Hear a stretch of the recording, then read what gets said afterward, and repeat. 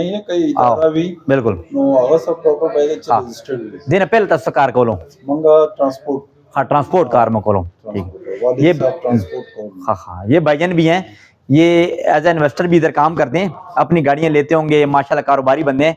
ये भी कहते हैं कि जी बिल्कुल होना जरूरी है, सर्टिफिकेट का होना बहुत जरूरी है, जिसके पास नहीं है उनको मौका मिल रहा है वो बनवा लें, ठीक है ना। इस पे लोग ट्रस्ट करते हैं कि लोग जिन पे बने चाहिए, तो सबके लिए बेहतर है। जो गाड़ी लेगा आपसे वो ऑथराइज्ड एक बंदा होगा, तो वो कल को जिम्मेदार भी होगा, कल को आप क्लेम भी कर सकते हैं। अगर आप ऑथराइज नहीं है, कोई आप रजिस्टर्ड नहीं है, कोई चीज आप बेचते हैं, तो सबके लिए सरदर्दी है, लेने वाले के लिए भी और बेचने वाले के लिए।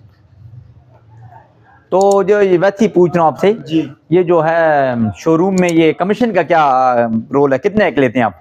कमीशन का इतना नहीं होता, 1% होता है वो। बाकी कोई मतलब आपका अननोन बंदिश तो हम नहीं लेते हैं ना, उनकी गाड़ी खड़ी करते हैं।